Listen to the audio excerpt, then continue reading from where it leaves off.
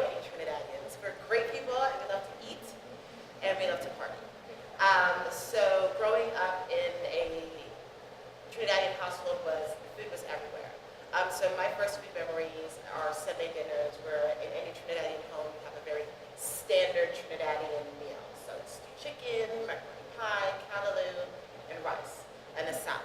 And my food memories are my mother handing me a huge bowl of vegetables to cut. I was her prep cook, did all of this sauce at an early age. So that's where and she's an excellent cook, so all of the things were at our house. So to see the reactions of people that would come and eat my mother's food from a very early age, I understood her power, if you would. So that's ingrained in me, and that is why I'm the chef now. Hi, I'm Justine Fanro. Can y'all hear me okay? Great. A little bit louder? Yeah? Thank you for being here. Thank you for having us all. So similarly to Keisha's experience, I'm from a Jewish South African family, and we are the descendants of English and Lithuanian Jews via South Africa who immigrated to Texas in 1977. And my food memories really are centered, once again, similarly to Keisha's, around eating with my family. Mainly festival meals, and my family did the Jewish Shabbat every Friday night, so we would have challah, we would have the blessing over the wine, so there was that consciousness around, wow, this is a different moment, and we're going to take a pause together and be appreciative of the source of life and the source of our food, and the continuity of those relationships over time. One of my favorite stories is that my dad's mom, my boba Dara, she was a wonderful cook, and she came from Poland to South Africa when she was 13, and she brought many of her traditions, her Ashkenazi Jewish traditions, with her. And I grew up in Texas, and so I would go visit my family in South Africa, and I would cook with her and with my dad's sister, Sandra, who was a caterer. And she was always busy doing something, and so she just wanted to rest.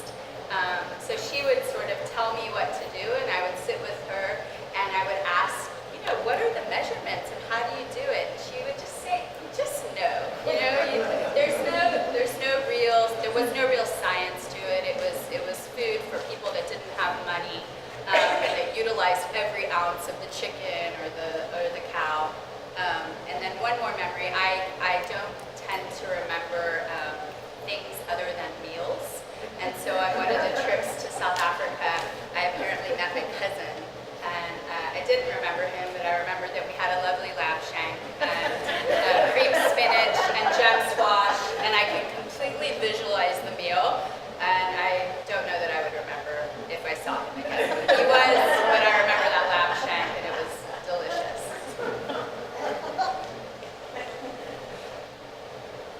So, people ask, how did I get into this business? And it really, my mom, it's my mom's mom, my grandmother, they're Czechoslovakian farmers from Kansas. And I can tell my mother went to boarding school, and then she married my father, they met at OU, passed on in country. Unwinding. No. But they decided, they went off to Europe for a couple of years, which is where I was born in Germany, but they raised their family in Houston. And my grandmother would send, around my mom's birthday,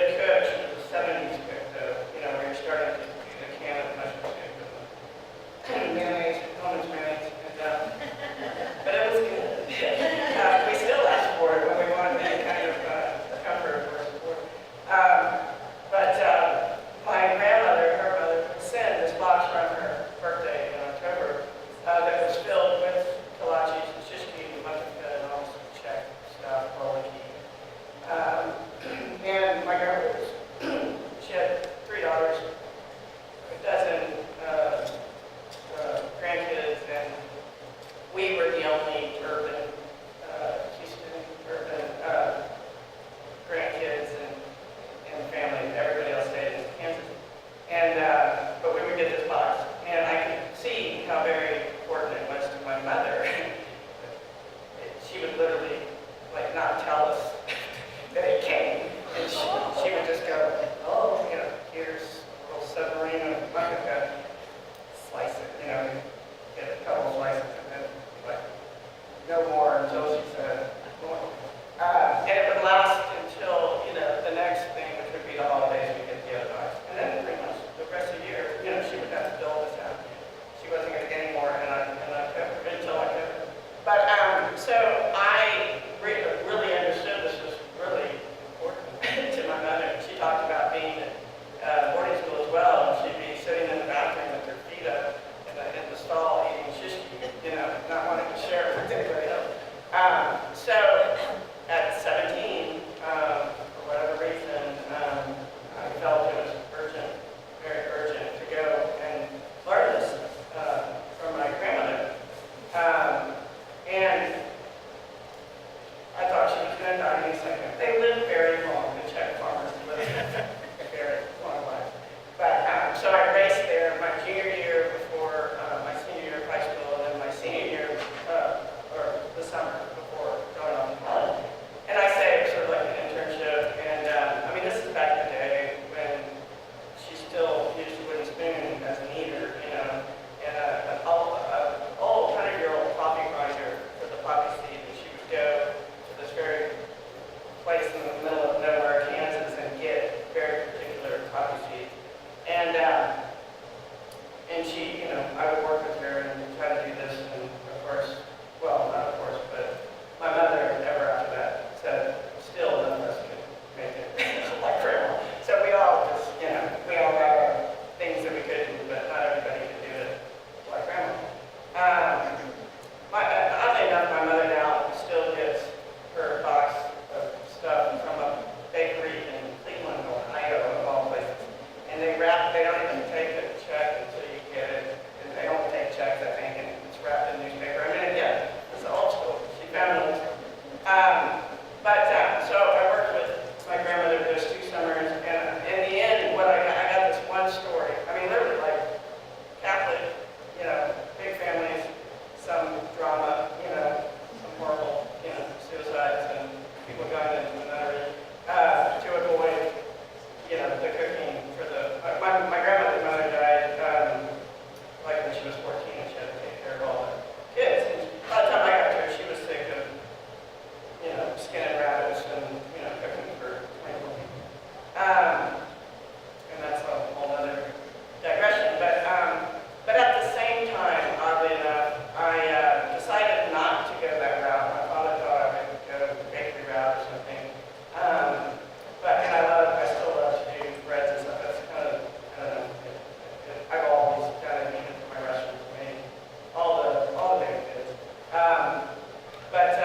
At the same time, I was a swimmer all my life, and I was at McDonald's. I wasn't eating, but it was like the first and last time I slipped through the Memorial High School fence, and I was sitting with a swimmer friend, and she asked me, she was ahead of me, she was graduating, and she said, what are you going to do when you get out? And I said, oh, I'm going to open a restaurant and change my piece of meats.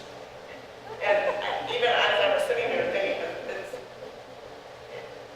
I don't know, you know, they were wheat farmers, it was one crop. I mean, I wasn't already hearing slow food stuff or local. I mean, when I started this 25 years ago, nobody even knew farm to table.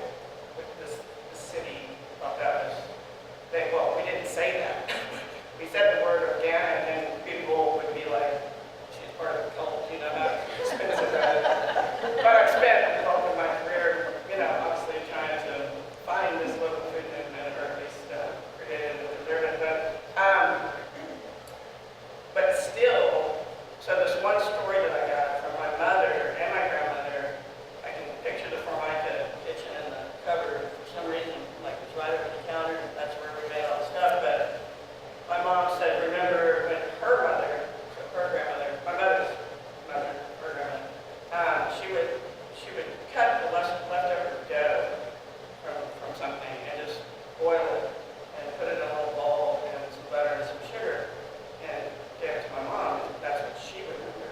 And it's so funny because I make this dough that I love. It's really rich in egg yolky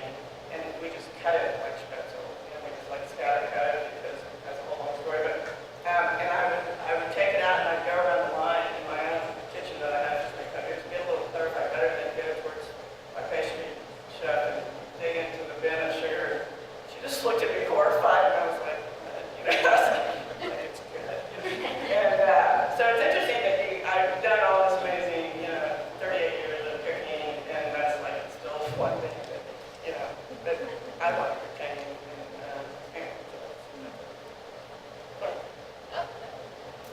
Hi. So I grew up in a restaurant family. My father came to the U.S. From Taiwan. My family's from Taiwan. He came here to study architecture, but my grandmother needed to figure out how we could get my aunt and uncle here as well, his siblings. So we decided, or she decided, that we should go into the restaurant business. Our restaurants serve Chinese American food, so it's not really food that we ever cooked at home. And I really don't remember much cooking at home going on at all, really, since my mother wasn't too much into cooking. She took us to Luby's a lot, and my father was working all the time. But one memory that I do have of my father, who is a huge role model, so a big role model for me. He passed away about 14 years ago. He had a couple mottos. The first one was, you can always judge a restaurant by how good their soups are.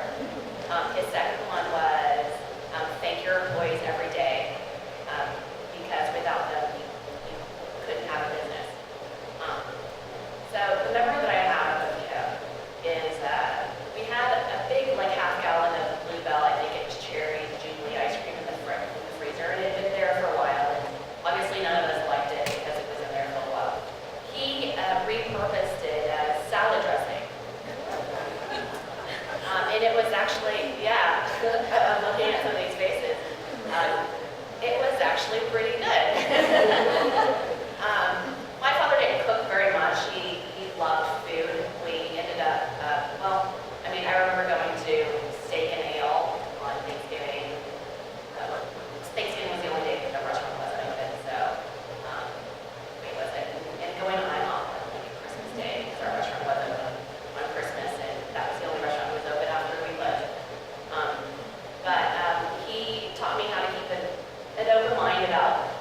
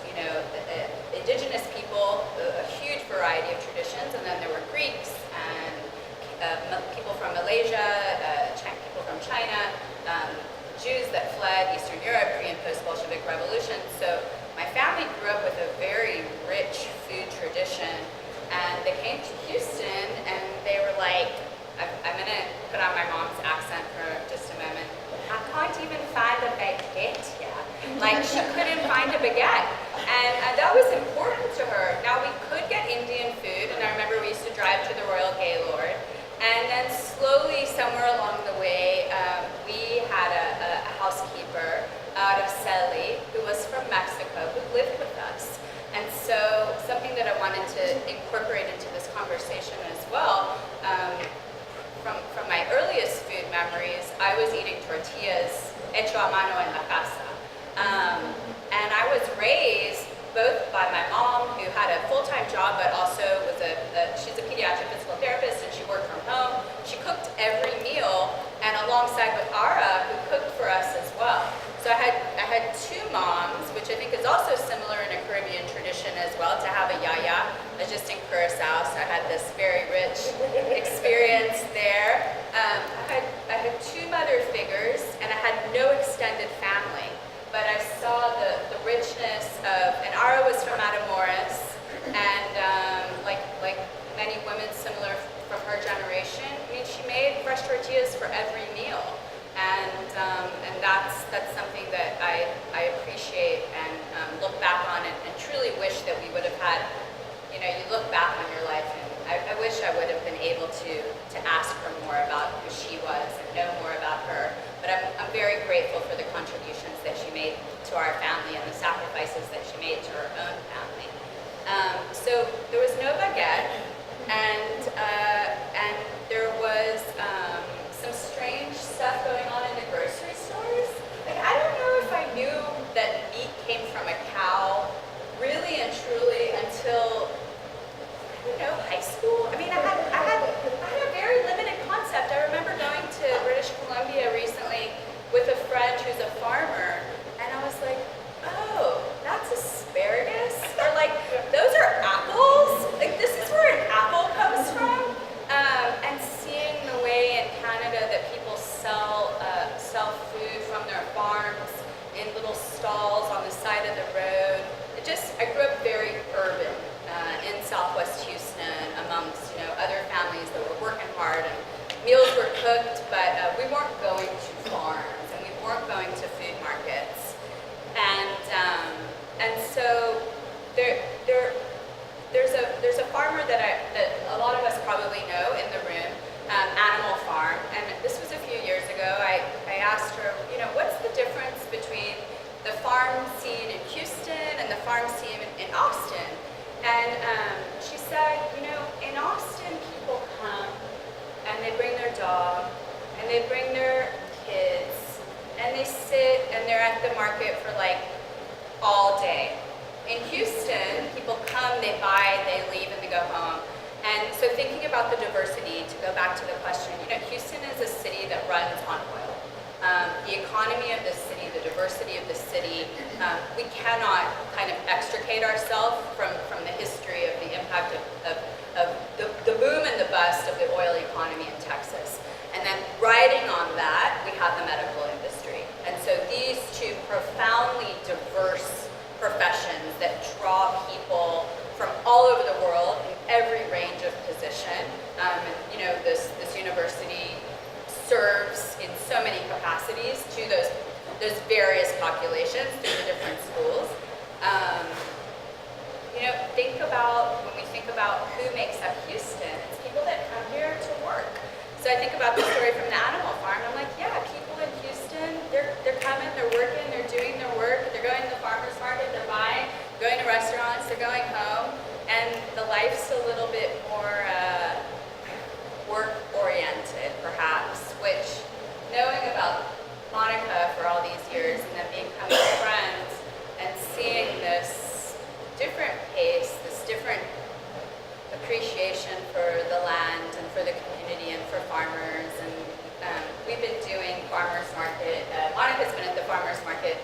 Monica is the farmers market in my perspective, right? That's what they say. But I've been her partner in crime for the past couple of months at the Urban Harvest Farmers Market on Saturday mornings, talking to people about the work that we're doing with I'll Have What She's Having, which is a women's health services organization, and just seeing the diversity of the people that come through the market, and the range of languages, and the range of attire, and the range of busyness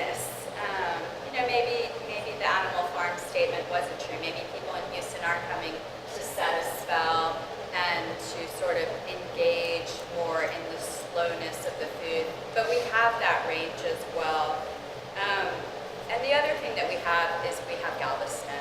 And for centuries, Galveston was a point of entry into the United States. So all the people that came up through Galveston contributed so dynamically to the richness of our food economy, our foodways.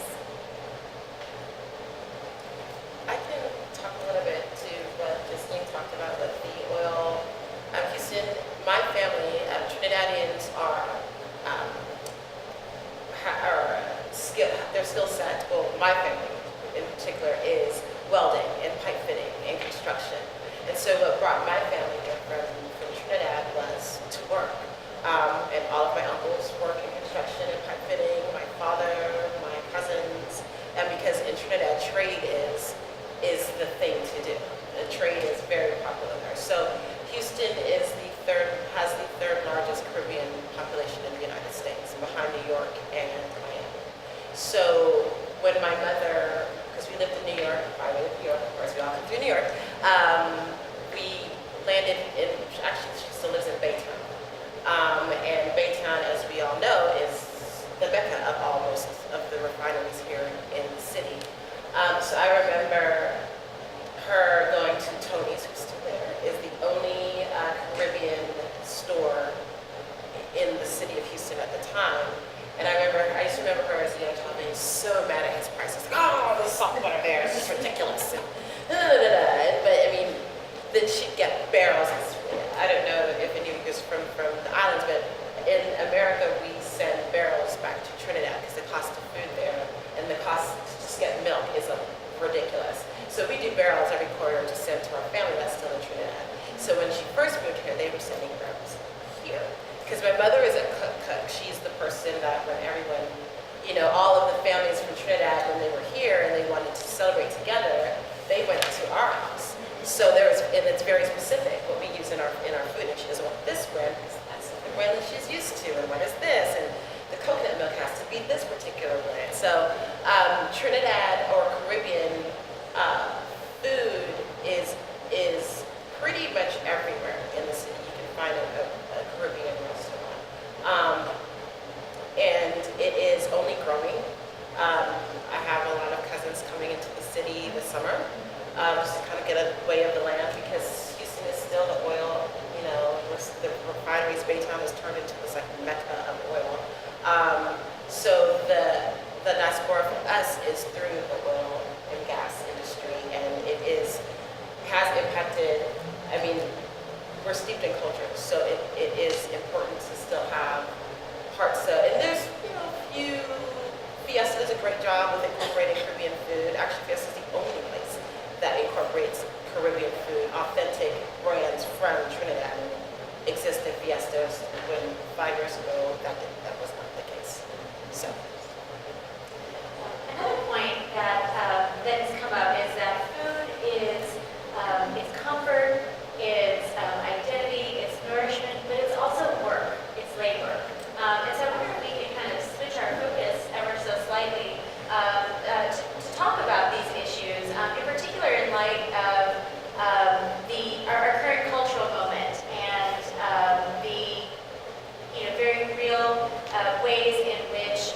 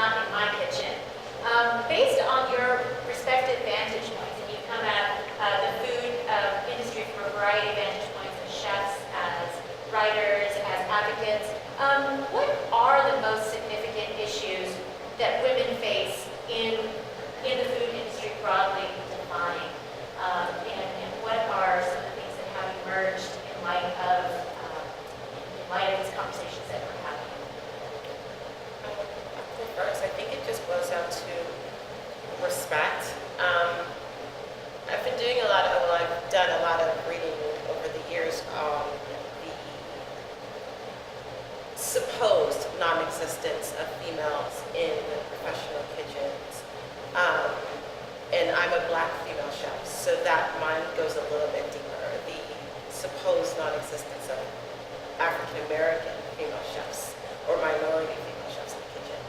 So I read and I speak a lot on that.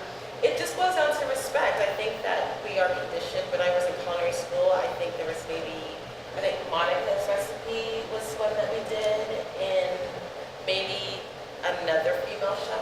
I don't remember who she was.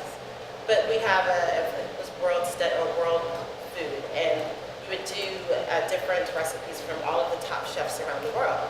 Well, I don't recall any female recipe. So it's ingrained in like education that, you know, where's the girls? Like I was like, where are the girls? That was my thing. Like, how come and then I like come in and do my research, and that's what started my research, that I'm like, one, we're women, and we're women that look like me in this whole conversation of education about food.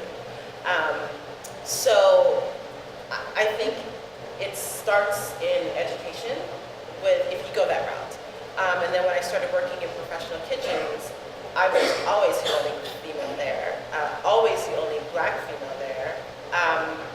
And I wanted to beat that system. Like, I wanted to be the one that, if you start me on Garde Manger, I want to end up on the grill. Like, that's where I want to be. I don't want to be in Garde Manger. I have no desire to be in pastry. I don't care about your salads. I want to grill that meat. I want to burns. I want that. Like, give me that. And so that's how I had to like work and prove myself throughout every professional kitchen that I've ever went to. Because when I walk in and they see my face, it's an automatic like, oh, this girl, great. You know, and I'm not sure what kind of other female chefs came before me in that space, but when they saw and what I was capable of doing, I'm getting inside of the dish pit and pulling that crap out of the drainage. I'm cleaning the oil. But you have to respect. And that is with everyone. Because if you're a man and you don't know what the hell you're doing in the kitchen, you're not going to get that respect either. But for us, it was not taught. It was not glamorized. You didn't see it. It wasn't something that I even remember. And so that was what started me on my path of researching females in the kitchen. It's just kind of like, how come no one's talking about like grandmas and females? And if you talk to all the great chefs, they're cooking or they're watching grandma underneath the table cooking food. And that's where all female chefs get their inspirations from. You watch Chef Table, every single story is, well, I used to watch my grandmother, summers, and she used to, and that's where the story comes from. But somehow females, presently, we don't say that as much. We are now, but not when I was coming up. In my experience working with different industries, discrimination is ubiquitous, and women play the most, if not, the axial role in organizational development, both at home and in the professional world. I had some drinks last night with two colleagues that are division chiefs at the DA's office, one on sex crimes and the other does community victim services. And what they said to me was that actually as time goes by at the DA's office, it's the women that are the division chiefs because men can't afford to have the salary that's paid. And so for them, from their perspective, women are really like in charge and have been there for a while. And it made me think, I was kind of interested in that because I'm very interested in the divine feminine. And I was interested in what kind of archetype is being played out in the various workplaces that women occupy. And so I don't have a judgment on it. It's more of a question. Is divine feminine permeating through the kitchen, or is it a really like masculine, young sort of energy to be chef? I don't know. I mean, I'm interested in is there a softness? Is there a skillfulness and a tenderness that's also possible? Anita Jaisingani is a huge role model, and what I've observed in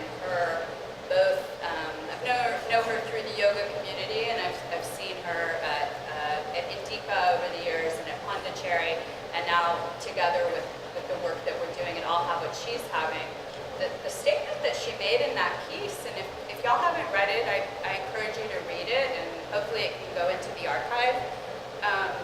She said very succinctly and very clearly, not in my kitchen. And what that means is a zero tolerance approach towards any behavior that's below the line. So it's just not acceptable to treat another human being in a disrespectful manner. And Anita came out and said that. And I didn't hear a lot of people with a resounding amen. I didn't. I mean, I heard, I don't know if we're going to say that. Or how about some alternatives? I mean, I heard a lot of alternatives, but I didn't hear, yes, not in my kitchen. It didn't become this hashtag that people are posting everywhere in social media. I mean, have y'all seen it, or people walking around with T-shirts? Maybe we should make some shirts. But you know, or brace, yeah, something, posters. There's that I'm interested in, well, from an analytical perspective. You know, where's this place for firmness and softness in the professional lives that we occupy, and the education component, the mentorship component, having Chef Bokaj, having Chef Jenny, Chef Monica, having these women, these positive role models out in the community and saying, hey, we're here, we're ready to learn, we're ready to teach, and simultaneously, we want to serve. So there's this other component of service as well, which, you know, we can get really caught up in our work, and then ultimately, I think what the granny was doing, the nonna, the abuela, she was serving her family, she was serving her community, maybe she was serving her spiritual house as well, serving her husband in a more traditional sense. And this aspect of service, of giving back, of participating in community is something that I'm also interested in supporting as people, younger female chefs are coming up. That there can be this balance between working really hard and existing within community in a way that makes sense for you. Otherwise, the burnout is, it'll come sooner rather than later. Cooking is a felt experience, service is a felt experience, and there's also trauma that exists in that felt experience. So if it's not spoken about, if it's not, you know, lived, if it's not breathed, if it's not discussed, then we're really ignoring a big part. I'll just say there's from a legal perspective and from an ethics perspective, and if I may, from a public policy perspective, there's three things that I am extraordinarily interested in the restaurant industry right now, specifically with women, and of course with men as well. The number one thing is stress and wellness and burnout. If we don't have health insurance and we don't have access to preventive care in all its forms, from head to tail, including mental health services, mental health parity, like what are we actually doing? You know, the Texas legislature meets once every 2 years, and they're supposed to pass a budget. And I know that Rep. Coleman has worked for probably a decade on mental health parity issues. So, you know, getting some money and some support and some awareness around the burden that women carry, financial burden from debt, familial burden, and then workplace stress. These are things that I think are interesting, and you know, even within the context of the U of H's Gender Studies program, the School of Social Work, there's work that can come together there, and I see it with people out in the community, like Elizabeth Haber teaching trauma-informed yoga in the community. There's opportunities. The big issue that is of huge concern personally as an immigrant and as a human being is the unbelievably complex immigration mess that we have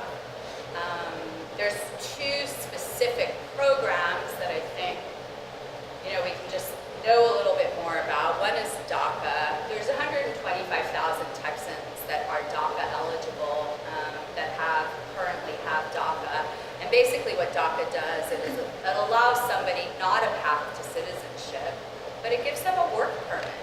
So they can show up and work with you or, work here at the university, and they have eligibility and they can work with status. And so the ripple effect from having status for somebody that grew up in the United States and for all intents and purposes is a United States citizen is something that I care very deeply about. The second thing is that we've had TPS in the United States since 2001 for people from El Salvador. That program is going to end in 2019. It gives me chills thinking about it. In September of 2019, TPS for El Salvador is set to expire. And people's lives are already being impacted by this decision. And the impact, I don't run a kitchen in Houston. I don't know what percentage of the population where they come from, but I do imagine that there's a significant amount of people that work in the food service industry in Houston and in Texas and in the Southwest and in New Jersey and across the United States who are from El Salvador and who have TPS and whose children are United States citizens. And when I go back to that first component, that stress and wellness, the stress burden of knowing that you may lose your work permit for an arbitrary and capricious reason is something that I hope we can talk about. The third thing is workplace protections, and so going into Me Too. In Texas, you can be fired because of your sexual orientation or your gender identity. It's not a protected characteristic. There's no workplace protection based on those two protected characteristics under kind of the broader civil rights scheme in Texas. People have been trying to pass an Employment Non-Discrimination Act on a federal level for many years. It's another thing that's like slowly taken a horrific death. But once again, we've got a state legislature that's going to meet starting in January. And if you're interested in securing workplace protections for people along the broadest possible spectrum, workplace protection in Texas is something that's very important. Every organization should have a sexual harassment policy in place. There should be a chain of command that delineates who to report to. Every organization should, have that level of accountability. And if there's not an internal HR mechanism, work with an outside counsel and get some sort of outside counsel to provide that HR mechanism. HR is structured in a way so that it should function within an organization, and issues should not always have to rise to the level of lawsuits or legal issues in order to be resolved. Human beings, I believe, have a deep capacity for agreement and for transparency, and if that's what's created culturally with an organization, what is our process around disagreement? What is our process around any sort of aspect that makes a business run? Those are things that very successful businessmen like Ray Dalio have been speaking about, writing about. And I think we can utilize those principles in the kitchen and increase, once again, going back, increase holistically wellness in the workplace.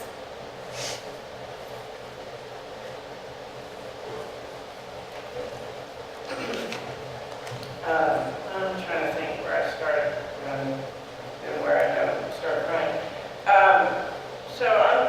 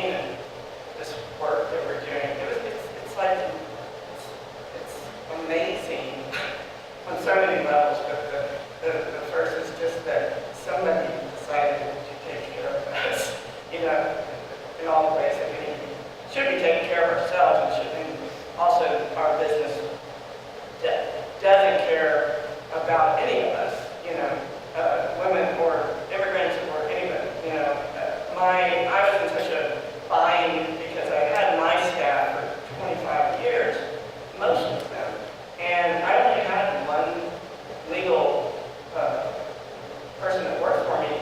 She had slipped in 85. I was my first freshman in 92. She was with me the longest.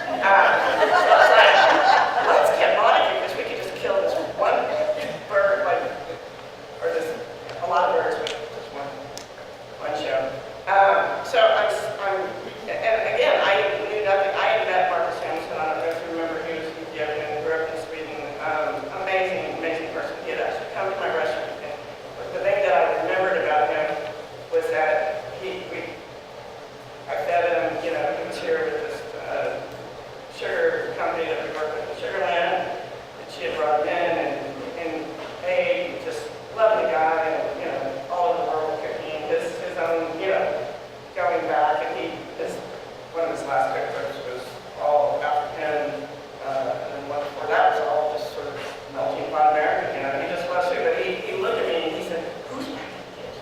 Like, he wanted to go back there and talk to them, where they came from and what they like to make, and all these things, I was like, that's a great guy, great chef. And so he ended up, so I'm sitting in the hot seat, because they interviewed, it was like they come back, before, during, and after, and they just get stuck out of me. And I don't know whatever the question was, I never watched my own show, but she said something, and I said, oh, this country's not ready for a woman to win the show. I said the show's not ready for a woman to win the show, or a gay woman. I said, look at the country, they weren't ready, still not ready for a female president. But they were ready for a black president. Wow, they figured, awesome. So there was that, which I still stand behind, that this country's not ready. I mean, there are women at every level, but it's the country that's not ready to vote and have a woman run anything. The second thing, there's a Time magazine cover story called The Gods of Food. And I was called, I'm often one of the first token woman, female chef, to respond to it. And it was interesting because she got me on the phone and she's like, nobody else will respond to mine. Like, thank you so much for answering my phone call. And I thought, it's the same thing if you talk about hashtag not my kitchen. It's like, we're not going to say anything because we can't guarantee that we'll do that. So, we'll just, way to go, Anita. So, not your kitchen, awesome. Yay. So I answered the call and we're talking, and I hadn't seen the article she sent it to me, and I kind of glanced at it. And on the cover is one of the gods of food, David Chang, who y'all should all watch. I mean, delicious, because I told everybody to watch it. And I've watched him for 20, 25 years, and I think he's awesome. I respect him and enjoy his work. But most people think he's also an asshole. He's on the cover because he's a god of food. So there are other gods of food in the article that I'm reading, and of course,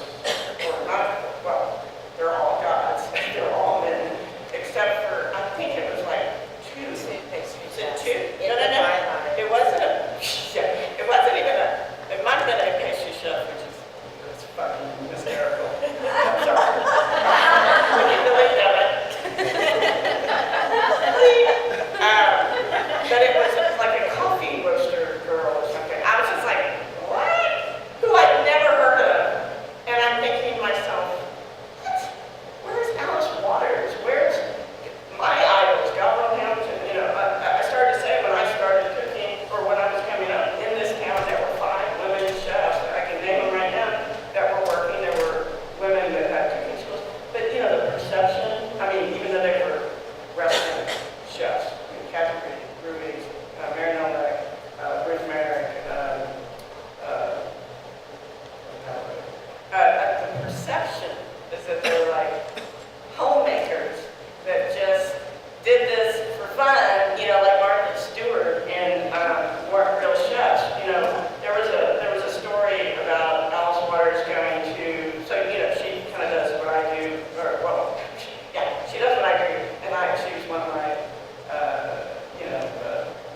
mentors, and certainly over the years, of course, my first cookbook also. But she's doing an event, which is always hard for me to go someplace else to do what I do, which is all about local, and to bring it. But how do you bring it? Because now it's not like any.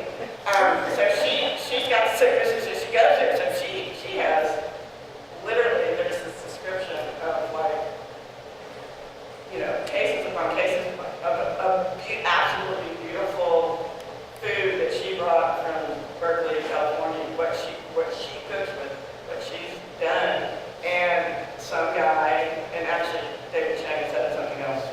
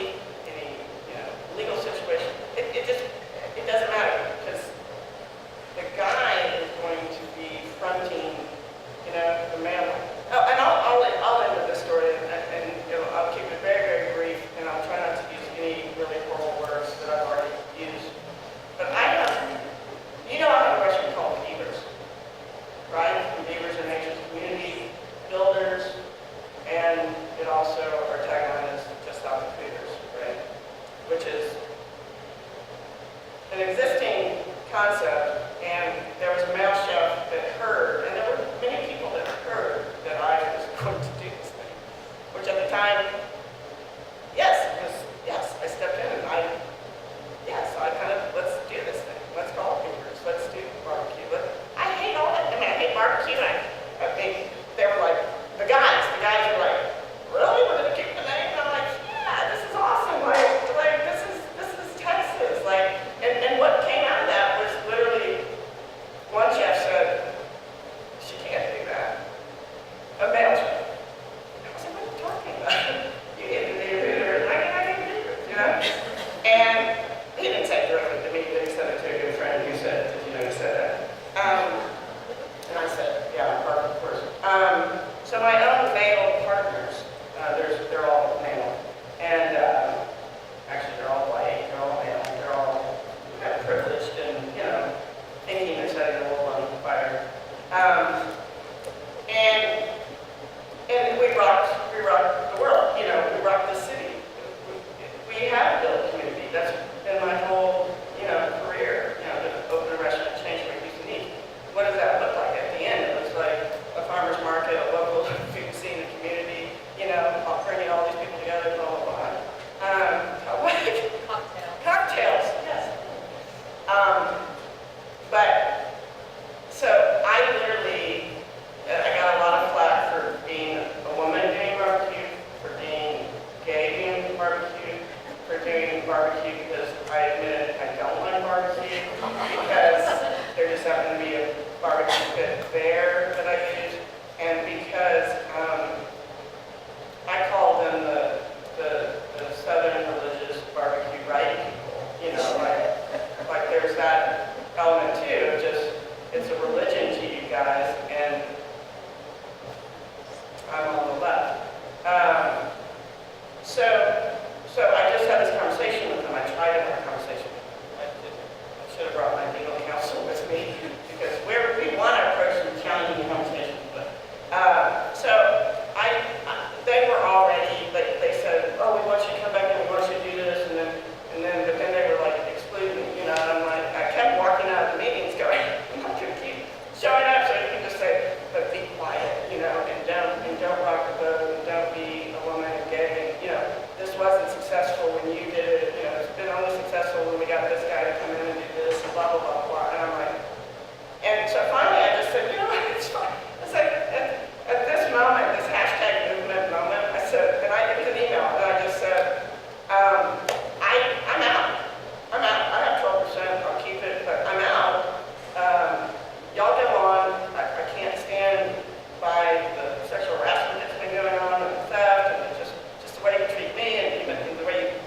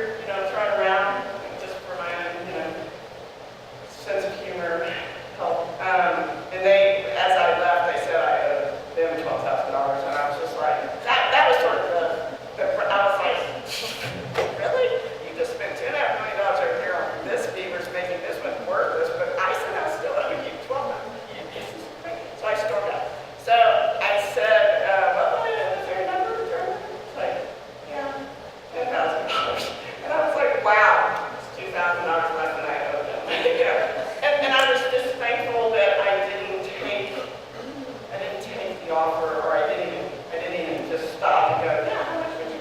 I'm not going to be quiet. I'm not going to be quiet. I'm not going to destroy Beavers. I'm not going to destroy. I could. All I have to do is hashtag. Maybe this hashtag would hashtag not my Beaver. Maybe that would actually go viral. But I'm out. I'm out. That's yours. Does that make sense? I mean, okay. I forgot. I would agree. It's definitely not a safe Beaver. Thank you. You're welcome. Beavers was amazing. Yeah.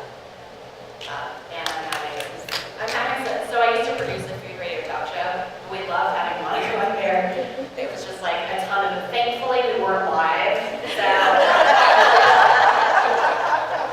I think we had a contest. It was between you and maybe Richard Knight, like who got the most bleep, like bleep. So we loved having Monica on our show. So I'm trying to think of what I can add to this conversation that hasn't already been said. I've dealt with racism my whole life because of my genetics. I've always looked younger than I am. On top of that, gender being one. I guess as a food writer, I didn't really feel. I guess their job is just to be nice to you no matter what. So even if you come in with a booger on your face, they probably wouldn't say anything. But as a business owner, as a restaurant owner per se, I guess you could say that I at an advantage because I get to choose who I'm working for or who I'm working with, right? So I can choose my employees. When I stepped into our family business and took over, the restaurant had already been there more than 20 years. So, I felt like I had to prove myself in a way. I don't feel like respect should ever just automatically be given. And so, I showed them, like, I bust tables, I would mop the floors, I would do whatever needed to be done. I would go hang out in the kitchen and fold dumplings with them. But the discrimination is always there because, I get it from my vendors. I have vendors coming in, delivering things, and they're like, where's your boss? And I'm like, I'm the boss. They're like, oh. My living guy comes in and he's like, it's just from, it's pervasive. It's not just from, the people that are actually, that you're working with on a daily basis. It's actually worse from customers. So, I have customers that may come in and complain about something, and they're just, they just go off on me, like, where's your manager? They're speaking to the owner, And you would think that maybe it only comes from other men, but that's not the case either.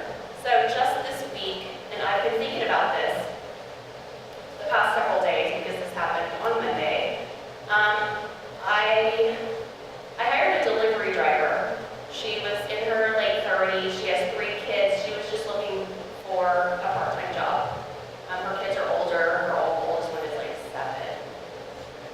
So I believe 5, maybe 5, 7, 11, something like that.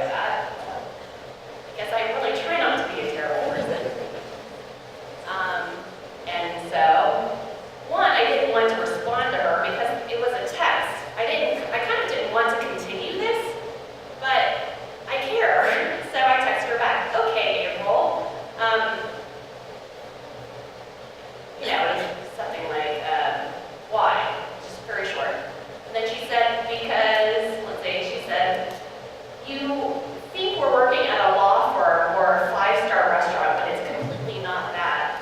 And you overly manage. And then she said something about she's going to stop now before she ends up being a bitch. And I don't know, just kind of a couple other sentences, but that was the gist of it. And I remembered it was her birthday because she asked for that day off. And I considered maybe she was drunk. But I just replied, okay, happy birthday, April. You know, but, so I've been thinking about this because it hurts. It does. And she's only been working there about 3 weeks, and she's just she's a delivery driver, you know? I mean, it's like, how much am I actually overly managing a delivery driver? But, you know, I wonder if I were a male. Oh, and she did think that I was like maybe younger than her, by the way. She did tell me this last week. I'm over 40. Maybe I should stop getting my hair dyed. But, you know, I wonder. I actually don't think she would have sent me a text like that if I were a man. So, it's pervasive. It's everywhere. But I feel like I've dealt with, you know, racism and ageism and my whole life. And so, I mean, it's, you know, it's obviously an issue, and it's important, and it's nice, actually, cathartic to kind of talk about it. So thank you. Just to peek at the clock, and we are pretty close to time, but I think we could probably take a couple of questions if there are any questions for our panelists.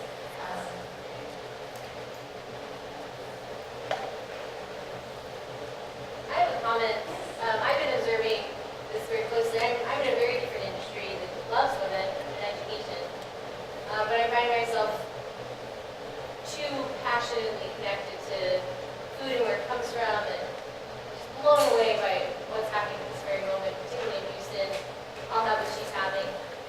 And I've noticed a lot of similarities, obviously, since the election, that the women have like a very interesting role in our world. It's a very powerful role, and we all see, we can feel it. We can feel that connection in all of us. But it happens a lot, like with your situation, where we won't think of women as the boss, so we can call them by first name.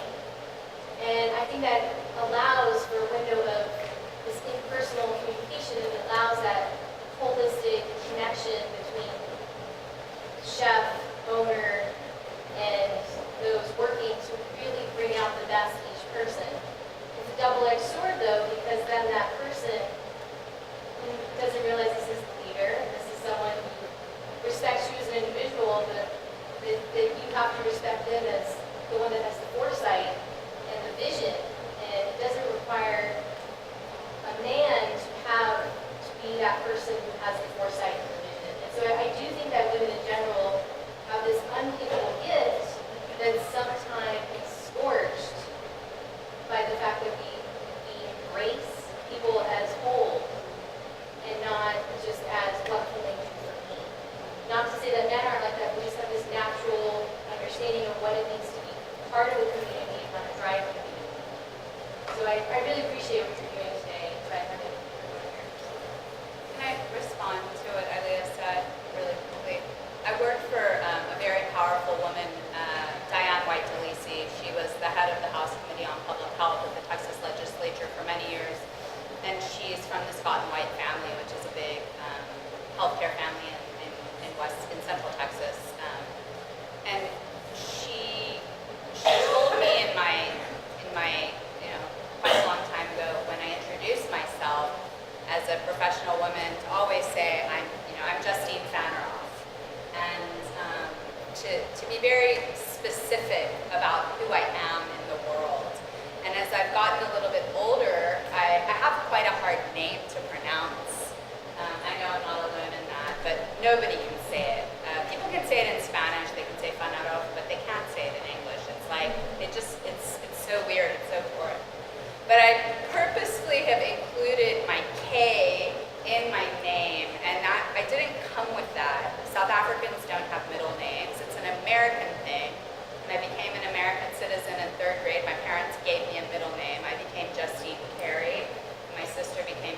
Michelle.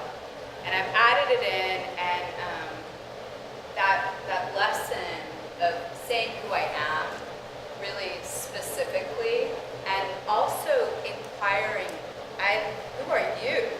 You know, what is your name?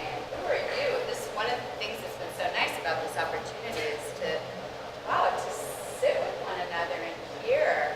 And so the opportunity to tell stories, but to know who we are and to feel rooted in the fullness is what I heard you say. And it's a glorious thing. So this is like a big question that nobody probably can answer in a short amount of time, but it seems like a lot of what you're talking about is people have been pointing to the difference between food at home and food in a market environment where you're paying for it. Is this, I mean, there's this huge gender is a work assignment system, and it goes with pay scales, and the idea of the work that people do for free, that's always been understood to be for free, then translating into the restaurant scene where people pay for it, has in itself a kind of gender component, so that even though everybody points to, you know, women have been cooking all around for, you know, everybody's lives, and, you know, sometimes men also cook, but it's just been women's job to do the cooking and to not pay for it.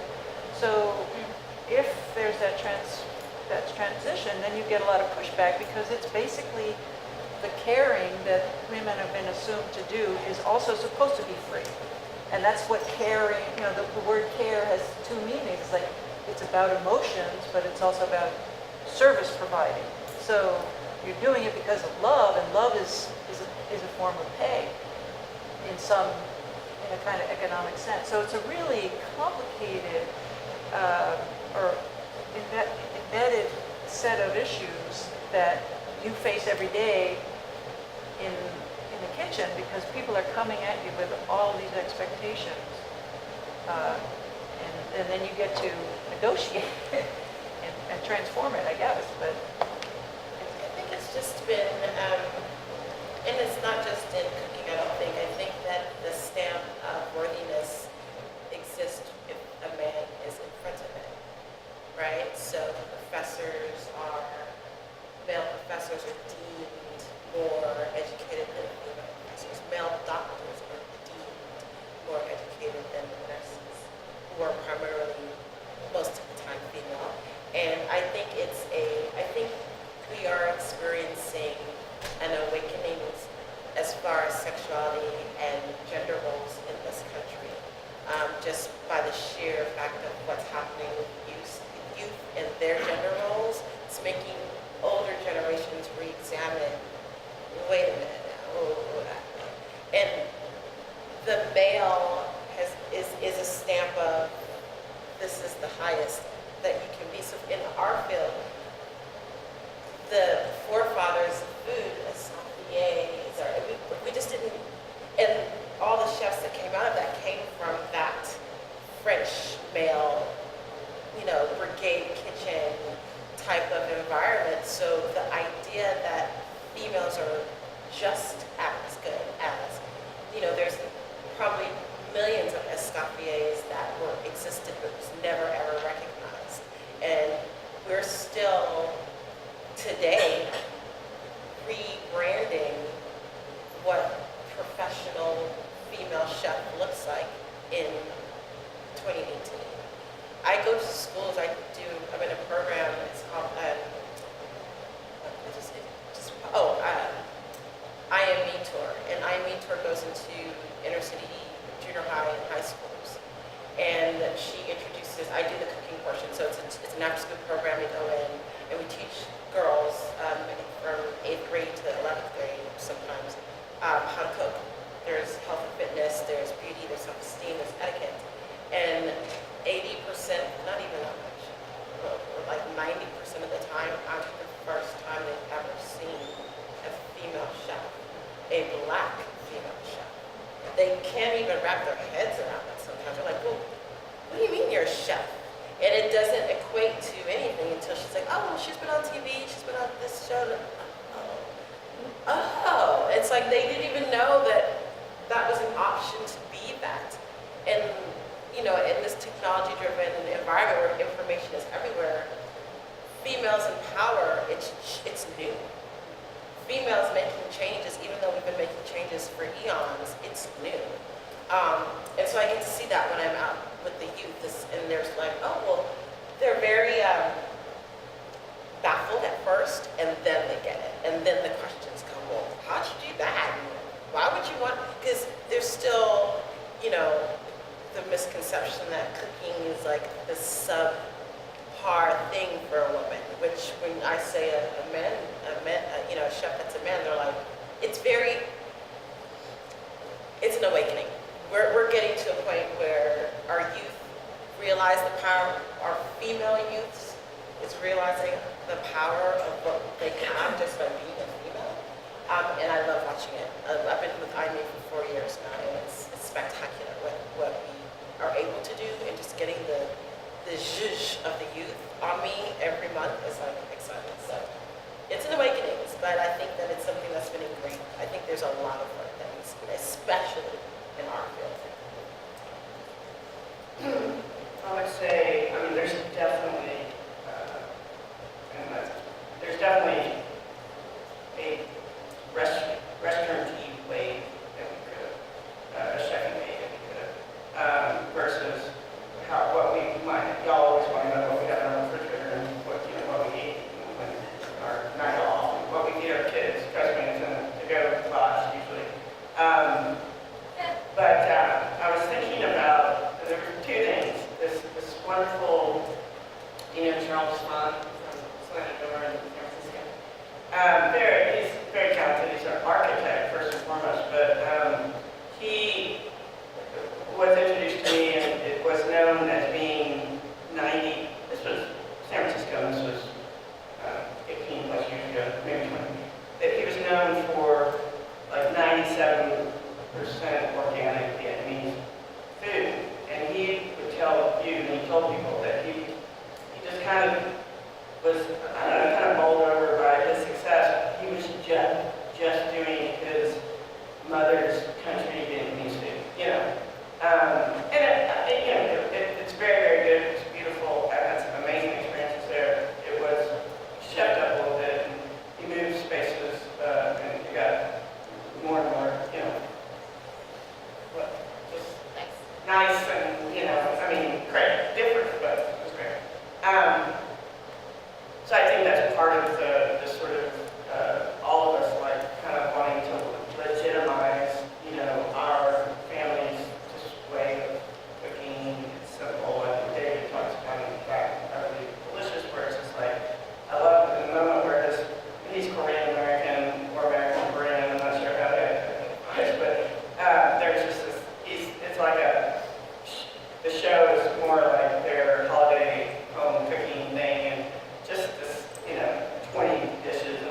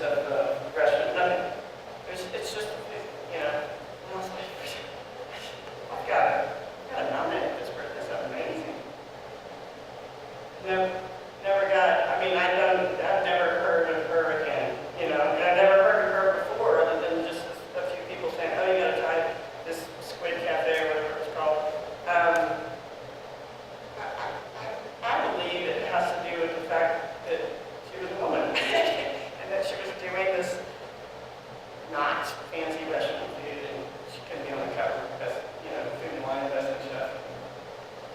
You know, she doesn't have her husband, co-chef, doesn't have tattoos and, you know, beats and stuff and knives, you know, like this. And